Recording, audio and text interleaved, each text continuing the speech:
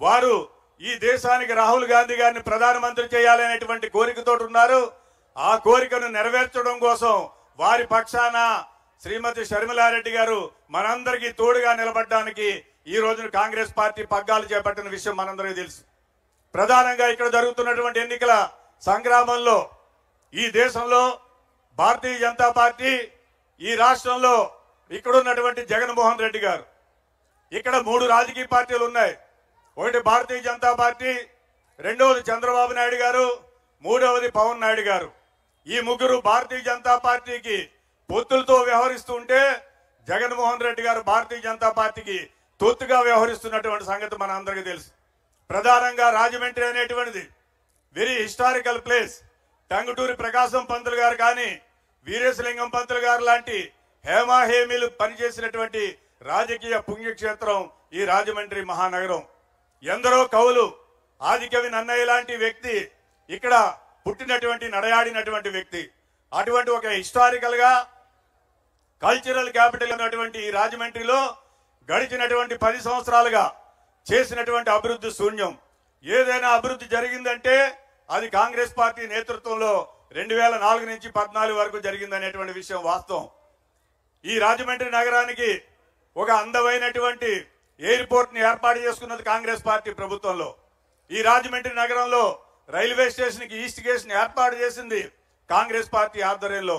ఈ రాజమండ్రి నగరంలో 2006లోనే దివంగత మహానేత ముఖ్యమంత్రి డాక్టర్ వైఎస్ రాజశేఖర రెడ్డి గారి నేతృత్వంలో ఈ ఉభయ గోదావరి పిల్లలు అందరూ కూడా చదువుకోవాలని ఆదికవి నన్నయ్య గారి పేరు మీద ఒక విశ్వవిద్యాలయాన్ని ఏర్పాటు చేసినటువంటి ఘనత కాంగ్రెస్ పెట్టింది అనేటువంటి విషయాన్ని మనం దృష్టిలో పెట్టుకోవాలి. ఈ పార్లమెంట్ లో ఒక 6-7 ఆర్ఓబీలు ఏర్పాటు చేయడం కానీ, ఈ పార్లమెంట్ లో ఉన్నటువంటి ప్రధానమైనటువంటి కడియల్లో ఉన్నటువంటి నర్సరీని అభివృద్ధి పరచడంలో కానీ అనేకమైనటువంటి అభివృద్ధి సంక్షేమ కార్యక్రమాలు చేసింది కాంగ్రెస్ పార్టీ. మరి అటువంటి కాంగ్రెస్ పార్టీకి ఈ వేళ ఉన్నటువంటి జగన్మోహన్ రెడ్డి గారికి గాని, చంద్రబాబు నాయుడు గారికి గాని ఈ ప్రాంతం ప్రజల పట్ల ఇంత కూడా అభివృద్ధి మీద చిత్తశుద్ధి లేదనేటువంటి విషయాన్ని మనం దృష్టిలో పెట్టుకోవాలి. ప్రధానంగా ఇక్కడ ఉన్నటువంటిది ఇసుక మాఫియా. గోదావరి జిల్లాలలో మన ఇసుకని మనం స్వేచ్ఛగా వినియోగించుకునేటువంటి పరిస్థితి లేదు. ఇసుకని అమ్ముకునేటువంటి పరిస్థితి బయట నుంచి వచ్చినటువంటి వాళ్ళందరూ దళారులందరూ దోచుకుంటున్నటువంటి విషయం మనకు తెలుసు. అదేవిధంగా గోపాల క్షేత్రాన్ని పూర్తిగా అభివృద్ధి చేయాలన్నా, ఇసుక దోపిడీదారుల నుంచి ఈ రాష్ట్రానికి, ఈ ప్రాంతానికి విముక్తి కావాలన్నా, ఈ ప్రాంతంలో అభివృద్ధి సంక్షేమం జరగాలన్నా ప్రధానంగా రాజమండ్రి అనేటువంటిది ఒక ఐటీ హబ్.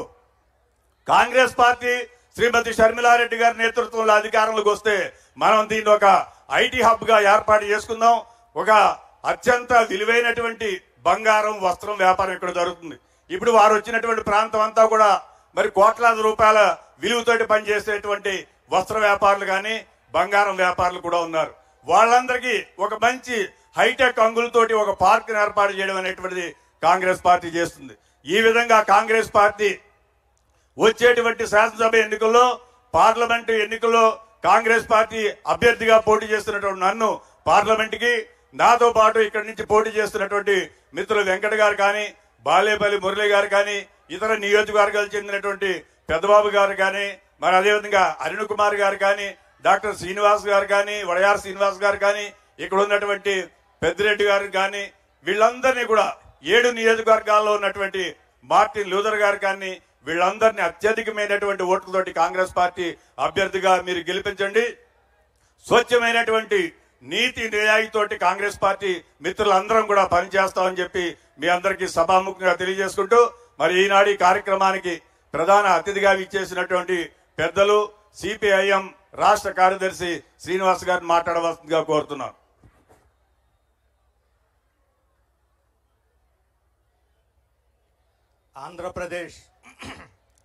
ఆంధ్రప్రదేశ్ సాంస్కృతిక రాజధాని, మంచికి మర్యాదకి పేరెన్నిక కన్న రాజమండ్రి వాసులందరికీ నా నమస్కారాలు. ఈరోజు కాంగ్రెస్ పార్టీ తరఫున ఇక్కడ రాజమండ్రి పార్లమెంటు నియోజకవర్గం నుంచి పోటీ చేస్తున్న రుద్రరాజు గారికి, ఆయనకు, ఇక్కడ 7 నియోజకవర్గాల ఎమ్మెల్యేలకు మద్దతుగా ఇక్కడికి విచ్చేసినటువంటి శ్రీమతి షర్మిల గారికి, స్వాగతం చెబుతూ ఈ ఎన్నికలు చాలా కీలకమైనవి. రాష్ట్ర దేశ భవిష్యత్తును నిర్ణయించేటువంటి ఒక ముఖ్యమైనటువంటి శక్తి అధికారం ఈరోజు రాజమండ్రి వాసుల మీద ఉన్నది. ఈ రాష్ట్రంలో 0.8% కూడా ఓట్లు లేనటువంటి బీజేపీ ఈ రాష్ట్రం మొత్తాన్ని కబ్జా చేయడానికి సిద్ధపడింది. బీజేపీ చేతిలో గాని రాష్ట్రాన్ని పెడితే సర్వనాశనం అయిపోతాము. వీళ్ళు విద్రోహులు, వెన్నుపోటుదారులు, అలాంటి వాళ్ళని ఇంటికి సాగనంపాలి అని చెప్పడానికి ఇక్కడికి మేము వచ్చాం. ఇక్కడి నుంచి బీజేపీ తరఫున పోటీ చేస్తున్నారు పురంధరేశ్వరి గారు, కాంగ్రెస్ తరఫున రుద్రరాజు గారు. మీకు అందరికీ జిల్లా వాసులందరికీ కూడా, తూర్పుగోదావరి జిల్లా వాసులందరికీ కూడా సుపరిచితులు. అనేక సంవత్సరాలు ఇక్కడ ప్రజలకు సేవ చేస్తూ నిరంతరం ప్రజల మధ్య ప్రజా సమస్యల పరిష్కారానికి ఇక్కడి నుంచి ఢిల్లీ వరకు ఆయన కృషి సాగిస్తున్నటువంటి విషయం మీకు తెలుసు. ఈ విధంగా రేపు ఢిల్లీకి పోయి మన ప్రత్యేక హోదా కోసం, విభజన హామీల అమలు కోసం, ఈ రాజమండ్రి నియోజకవర్గ అభివృద్ధి కోసం పోరాడేటువంటి రుద్రరాజు గారు కావాలా, లేకపోతే ఈ రాష్ట్రానికి వెన్నుపోటు పొడిచి విద్రోహం చేసినటువంటి వాళ్ళు బీజేపీ వాళ్ళు కావాలా అని చెప్పి తెలుసుకోవాలని చెప్పి నేను కోరుతా ఉన్నాను. అందుకనే ఈరోజు తెలుగు ప్రజల యొక్క ఆత్మ గౌరవాన్ని, ఆ రోజు ఎన్టీ రామారావు రాజకీయాల్లోకి వస్తే ఆయన తనయుగా ఉన్నటువంటి పురంధరేశ్వరి ఈ రోజు ఎన్టీ రామారావు ఆశయాలకు సమాధి చేసి ఈ రోజు ఇక్కడ